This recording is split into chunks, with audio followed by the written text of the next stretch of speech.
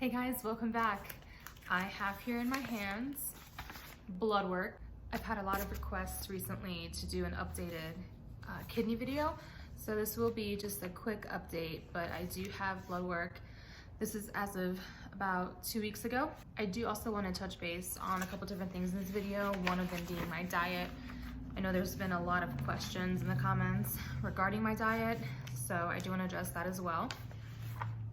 But the first thing I want to go over, should I do the announcement now? I'm sure you saw on the title that there's an announcement. I feel like I should just tell you now because I'm going to trip up in the video and I'm going to say it anyway. So I'll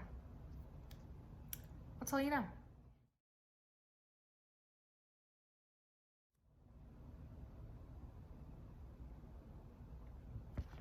This is not my baby. I got this off Google. Just kidding, it's my baby. I am 9.5 weeks pregnant. I can't believe it. It's also been the most exhausting, just crazy X amount of weeks since we found out, I guess 5 weeks now. But I think we're past the stage of just like shock, and we've processed it, and now we're just excited. And it's just crazy to me that I was able to get pregnant because most of my adult life so far, I've been told by doctors that I probably will not be able to get pregnant, especially after 30. And if you don't know, I am 31. So yeah, just the fact that it happened is so exciting.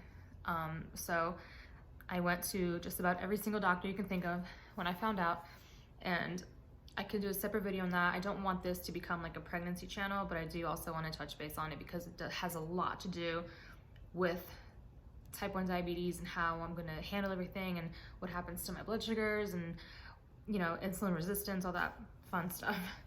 So yeah, I do want to tell you guys that is our baby.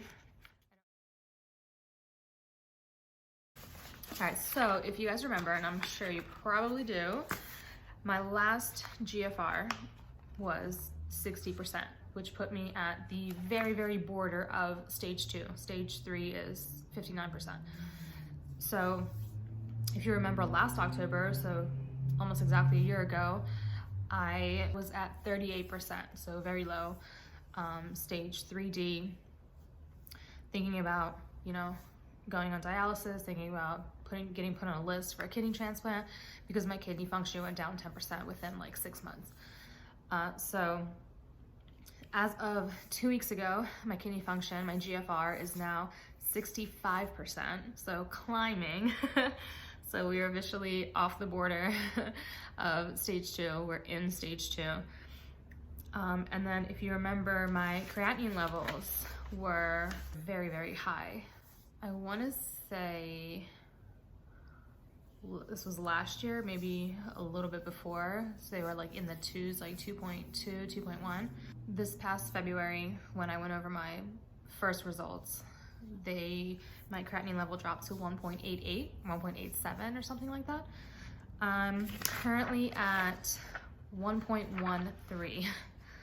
So that officially puts me in the healthy range for a female my age. So between 0.6 and 1.4, so I'm 1.13, so dropped significantly from February, which is unbelievable. Because like I said to you guys in the last video, I've been told my whole life you can't reverse any kidney damage. You can't reverse your GFR, or you can't increase your GFR, you can't do this, that, and the other with chronic kidney disease. And every time I go to the doctor, it's like my kidneys are doing better and better. So my doctor said, my nephrologist said he's actually not worried about my kidneys during this pregnancy, which was a huge weight lifted off my shoulders because that was the first thing I thought of when I got pregnant, that, oh my God, my kidneys are gonna fail. And he said that as long as we're doing the right things and just staying on track, keeping the right diet, that everything is gonna be just fine. I had a question, someone asked me if I had acute kidney disease instead of chronic kidney disease because acute kidney disease is actually reversible. I have never been told that I have acute kidney disease. It's never something that I've been diagnosed with. Keep in mind, my GFR is climbing now, but my GFR dropped significantly from the age of 21 to the age of 30. So it wasn't like it was kind of going down and then back up, it just kept dropping. As well as my creatinine levels kept going up. So it's not acute kidney disease that I'm aware of, that I've ever been told it is. I've never been diagnosed with that by a number of doctors. It's been chronic kidney disease. I've always been told chronic kidney disease, you can't reverse it, the damage has been done. And even my doctor now is like, what are you doing? How are you doing this? And I went over everything in the video, the last kidney video with you guys, and not much has changed. As far as my diet goes, like I said in the beginning of the video, I did alter it a little bit. I'm still low carb because it's the best for my blood sugar, but I've cut down on the protein a little bit. Everybody was asking me questions on that video of how I'm eating so much protein, and I was never eating a lot of protein. That's why I don't think I was ever actually in ketosis, but like I said before, that was never my goal or what I really wanted. I just needed that diet to keep my blood sugar stable. I am aware that with chronic kidney disease, you do have to cut down your protein intake. You don't have to cancel it out completely. In my research, especially on dialysis, they say that you don't actually have to limit it on dialysis because dialysis cleans out the protein. So it does all that work.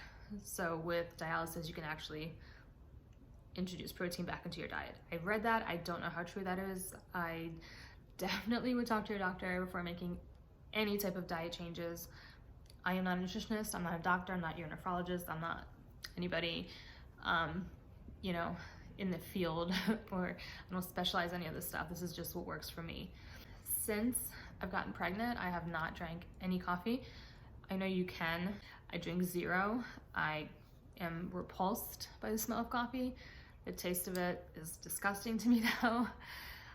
So it's been about 6 weeks since I've actually had a cup of coffee. So I have now started drinking tea.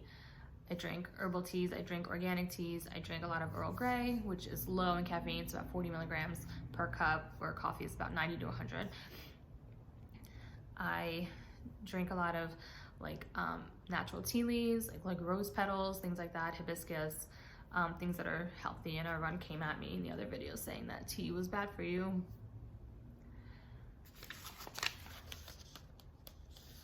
It's not what this is. This is just what works for me. And as always, I don't eat any red meat really. I've cut out all lunch meat, mainly due to the baby, because I know there's a bacteria in lunch meat that can be bad for the baby.